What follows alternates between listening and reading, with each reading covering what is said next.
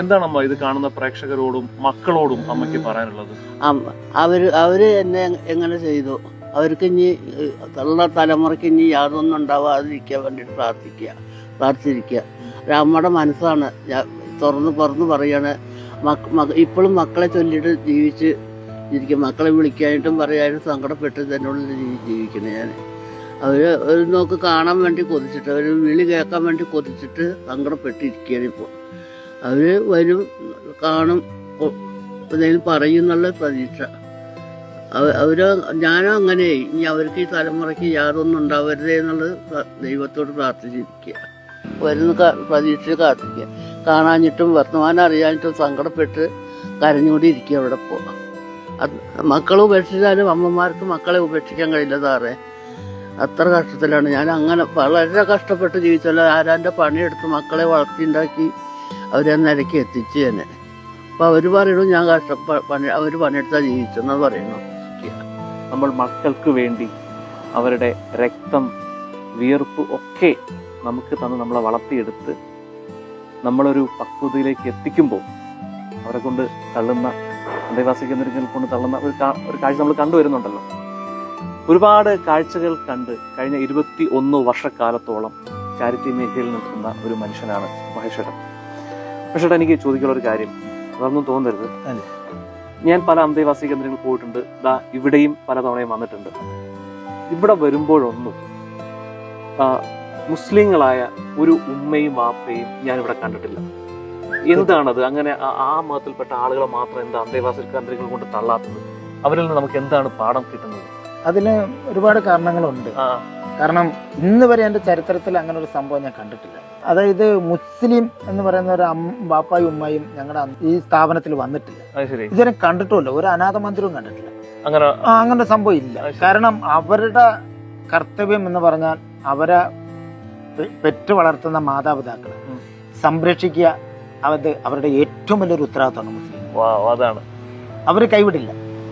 അവരെ എത്ര അധ്വാനിച്ചാലും ശരി, എത്ര അന്ന് നോക്കിയാൽ കേരളത്തിലെ എല്ലാ സ്ഥലങ്ങളിലും ഏറ്റവും മുമ്പെന്നില്ല മുസ്ലിം. അവരൊരു ജോലിക്കാരെ വെച്ച് ആ മാതാപിതാക്കളെ നോക്കാനോ അവരുടെ ഒരു ഹോം നേഴ്സിനെ വെക്കാനോ അവർ ശ്രമിക്കില്ല. അവർ തന്നെ നോക്കി അവരെ പരാലോകത്ത് എത്തിക്കാൻ, അല്ലെങ്കിൽ അവരെ എങ്ങനെ ജീവിപ്പിക്കാൻ പറ്റും, അത് അവർ ചെയ്യുന്നതാണ് മുസ്ലിങ്ങൾ. പക്ഷെ എൻ്റെ ഈ അനാഥാലയത്തിൽ ഒരു മുസ്ലിങ്ങളില്ല. കാരണം എൻ്റെ ഈ ഭവനത്തിൽ കംപ്ലീറ്റ് സപ്പോർട്ട് മുസ്ലിങ്ങൾ. സപ്പോർട്ട് ചെയ്യാം. ഇവർക്ക് ഇവിടെ വന്ന് കണ്ടു കഴിഞ്ഞാൽ അവർക്കൊരു ജാതി ഭേദമില്ലാണ്ട് അവര് അമ്മ അച്ഛന്ന് വിളിച്ചുകൊണ്ട് ആണ് ഈ ഭവനത്തിലേക്ക് കയറി. തീർച്ചയായിട്ടും ഇഷ്ടം പോലെ മലപ്പുറം, അതെനിക്ക് കോഴിക്കോട്, അങ്ങനെയുള്ള സ്ഥലങ്ങളിൽ നിന്നാണ് എനിക്ക് ഏറ്റവും കൂടുതൽ ഈ അമ്മമാരെ തേടിയത്. അതാണ് കാരണം ഞാൻ ഈ വളരെ പ്രധാനപ്പെട്ട ഒരു കാര്യം എന്താ സംഭവം എന്ന് വെച്ചാല്, ഒന്ന് ആലോചിച്ച് നോക്കി, ഇവിടെ താമസിക്കുന്നവര് ഒരുപാട് പേര്, ഏറ്റവും കൂടുതൽ ആളുകൾ മറ്റു മതങ്ങളിൽപ്പെട്ട ആളുകളാണ്. പക്ഷെ അത് ജാതിയോ മതവും നോക്കാതെ ഈ സ്ഥാപനത്തെയും മഹേഷേട്ടനെ സഹായിക്കാൻ എത്തുന്നത് ഒരുപാട് മുസ്ലിം സഹോദരങ്ങൾ. അവർക്കൊരു ബിഗ് സല്യൂട്ട്. തീർച്ചയായിട്ടും. എന്തിനാന്ന് വെച്ചാൽ അവരിൽ നമുക്ക് ഒരുപാട് നന്ദിയും കടപ്പാടും ഉള്ളവരാണ്. എന്നുവെച്ചാല് ഈ പോയ അടുത്ത സമയത്ത് തന്നെ മലപ്പുറത്തുനിന്ന് ഒരു ലോഡ് അരിയും സാധനവും അതുങ്ങൾ അത്രയും ദൂരെന്ന് ഇവിടെ കൊണ്ടുവന്ന് എനിക്ക് തന്നിട്ട് വളരെ കണ്ണ് നിറഞ്ഞിട്ടാ പോയി. വളരെ സന്തോഷമാണ്. അവർ തന്നിട്ട് അവർക്ക് ഇനിയും വരാം, വന്ന് കാണാം എന്നുള്ള ഒരു നല്ല അഭിപ്രായത്തോടെയാണ് അവരൊക്കെ പോകുന്നത്. തീർച്ചയായിട്ടും അവരുടെ ഒരു സഹായം ഇല്ലെങ്കിൽ എനിക്ക് ഏറ്റവും കൂടുതൽ സപ്പോർട്ട് പറയാൻ വാക്കുകൾ എനിക്ക് നിറഞ്ഞ എന്താ പറയാ കണ്ണില് എനിക്ക് പറയാനില്ല അവരെ കുറിച്ച്. തീർച്ചയായിട്ടും എന്റെ ഇക്കമാരൊക്കെ എനിക്ക് ഒരുപാട് സപ്പോർട്ട് ചെയ്യാറുണ്ട്. അതെനിക്ക് ഇത്തമാരും എല്ലാം. അതാണ് ഈ കഴിഞ്ഞ മലപ്പുറത്ത് ഒരു പ്രധാനപ്പെട്ട കാര്യം എന്താ പറയുക, മുസ്ലിം മതം പഠിപ്പിക്കുന്ന ചില കാര്യങ്ങളുണ്ട്, ചില നന്മകളുണ്ട്. മാതാപിതാക്കളെ സംരക്ഷിക്കുക.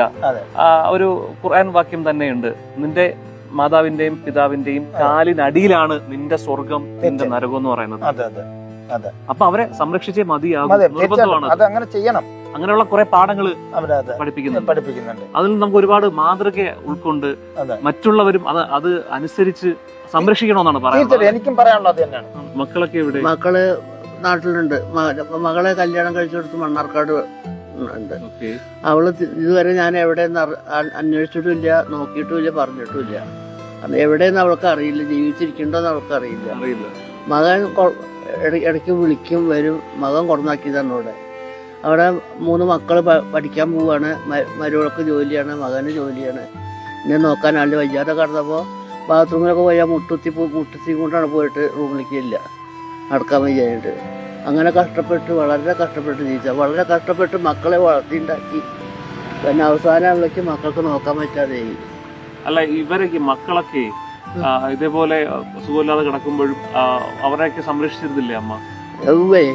ആണ്ടേ അമ്മ അത് ചെയ്തു, അന്ന് ചെയ്തു. മക്കളെ നമുക്ക് ചെയ്യണ്ടേ? മക്കളെ നമ്മൾ നോക്കില്ലേ? അത് അമ്മമാരല്ലേ. ഇപ്പോഴും മക്കളെ വിളിച്ചില്ലെങ്കിൽ ഞാൻ കരഞ്ഞ് നടക്കിയിരിക്കും അവിടെ. എൻ്റെ മനസ്സിൽ അത്ര വേദനയുണ്ട്. മക്കളെ ഇപ്പോൾ കുറേ വിളിച്ചിട്ട് ഓണത്തിൻ്റെ മുമ്പ് വിളിച്ചതാണ്. അങ്ങോട്ട് പിന്നെ ഇവിടുന്ന് അങ്ങോട്ട് വിളിച്ചു.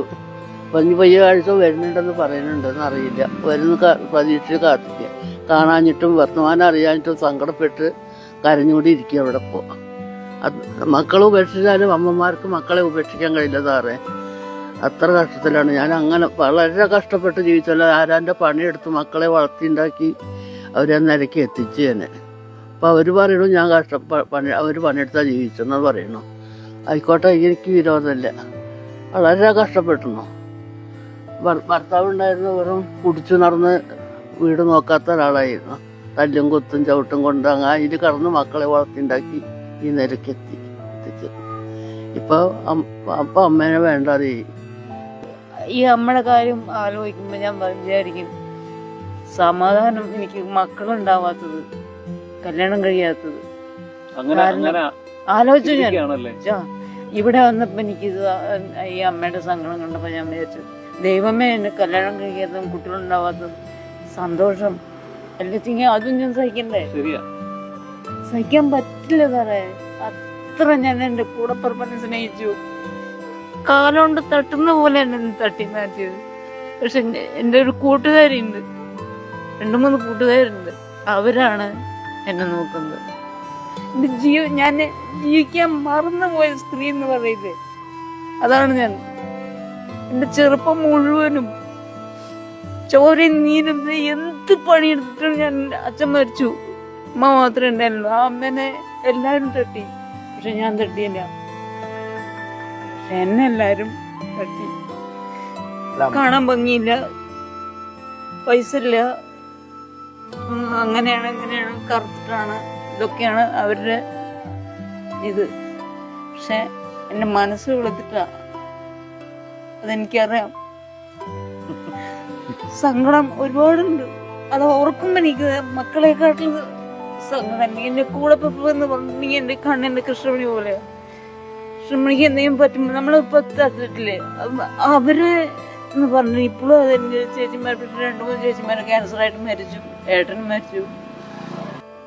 നമ്മളെയൊക്കെ കുട്ടിക്കാലം മുതൽ, അതായത് പ്രസവിച്ച് ഒരമ്മ നമ്മളെ പ്രസവിച്ച് ജനിച്ച് ആ അമ്മയുടെ മാറത്തേക്ക് വീണ് വളർന്നു വന്ന് നമ്മളൊക്കെ സ്വന്തം കാലിൽ നിൽക്കാൻ പ്രായമാകുമ്പോൾ, അതിനുള്ള പക്വതയാവുമ്പോൾ, അല്ലെങ്കിൽ അതിനുള്ള സാമ്പത്തികമൊക്കെ വരുമ്പോൾ അമ്മമാരെ ഇതേപോലെ കാണിച്ചേ ഒരേ അന്തേവാസി കേന്ദ്രങ്ങളിൽ കൊണ്ട് തള്ളും, അല്ലേ? അതെ. ഈ പറയാൻ പോകുന്ന കാര്യമുണ്ടല്ലോ, ഈ അമ്മയുടെ മാത്രം ജീവിതമല്ല, ഇവിടെയുള്ള അന്തേവാസി കേന്ദ്രങ്ങളിൽ കഴിയുന്ന ഓരോ അമ്മമാരുടെയും വേദനയാണ് ഈ അമ്മയിലൂടെ നമുക്ക് അറിയാൻ കഴിയുന്നത്, അവർ ഷെയർ ചെയ്തത്. ഇനി ഞാൻ പറയാൻ പോകുന്ന കാര്യവും ഈ അമ്മയുടെ മക്കളോടല്ല, ഇതുപോലെ അന്തേവാസി കേന്ദ്രങ്ങൾ കൊണ്ട് തള്ളിയിരിക്കുന്ന, ഞാൻ എൻ്റെ സ്വഭാവത്തിനാണെങ്കിൽ ഞാൻ തെറിവിളിച്ച് സംസാരിക്കും ചില സമയത്തൊക്കെ, പക്ഷേ ഇവിടെ ഞാൻ ഉപയോഗിക്കുന്നത് അമ്മമാരിയ്ക്കുന്നുണ്ട്, ഞാനൊന്നും പറയുന്നില്ല. ഈ ശാപങ്ങളൊക്കെ അവർ ശപിക്കില്ല, പക്ഷെ അവരുടെ കണ്ണീരുണ്ടല്ലോ, അത് ശാപമായി മാറുന്ന ഒരു സമയം ഉണ്ടാവും. നിങ്ങളിനി എത്ര കോടികൾ ഉണ്ടാക്കി എത്ര സുഖിച്ച് ജീവിച്ചാലും ഈ അമ്മയുടെ കണ്ണിൽ നിന്നിരുന്ന കണ്ണീരുണ്ടല്ലോ, ഈ അമ്മയുടെ അല്ല, ഇതുപോലുള്ള അമ്മമാരുടെ കണ്ണിൽ നിന്നിരുന്ന കണ്ണീര്, അതിന്റെ ഒരു തുള്ളി മതി നിങ്ങൾ നശിച്ച് വെണ്ണീറായി ഇല്ലാതാവാൻ. പക്ഷെ അമ്മമാരത് അങ്ങനെ ചെയ്യില്ല, പ്രാഗില്ല, ശപിക്കില്ല. അതാണ് അമ്മമാരെന്ന് പറയുന്നത്. ഇനിയുള്ള ലോകത്ത് ഇത് കണ്ടിട്ടെങ്കിലും നാളെയും മറ്റന്നാളും ഇനിയുള്ള ദിവസങ്ങളിലൊക്കെ നിങ്ങളുടെ മനസ്സിൽ പ്ലാൻ ഉണ്ടാവും. നിങ്ങളൊന്ന് സെറ്റിൽ ആവുമ്പോൾ അമ്മയെ നിങ്ങൾക്ക് വിദേശത്ത് പോകണം, നിങ്ങളെ മക്കളെയും ഭാര്യയും നോക്കണം എന്ന് വിചാരിച്ചുകൊണ്ട് അടുത്ത ആഴ്ച അല്ലെങ്കിൽ അടുത്ത മാസം അടുത്ത വർഷം അമ്മയെ അന്തേവാസി കേന്ദ്രങ്ങൾ കൊണ്ട് തള്ളാം എന്ന് പറയുന്ന, അങ്ങനെ വിചാരിച്ചിരിക്കുന്ന ആളുകളുടെ മനസ്സിൽ ഈ വാക്ക് കുറിച്ചിട്ടോ, ഇവരുടെ കണ്ണീരുണ്ടല്ലോ നശിച്ച് വെണ്ണീറാവും.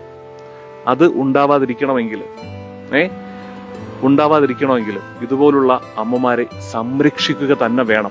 അതിന് എന്ത് നഷ്ടപ്പെട്ടിട്ടാണെങ്കിലും സംരക്ഷിക്കുക. തീർച്ചയായും ഒരു കാര്യം പറഞ്ഞുകൊണ്ട് ഈ ഒരു സ്റ്റോറി അവസാനിപ്പിക്കുകയാണ്.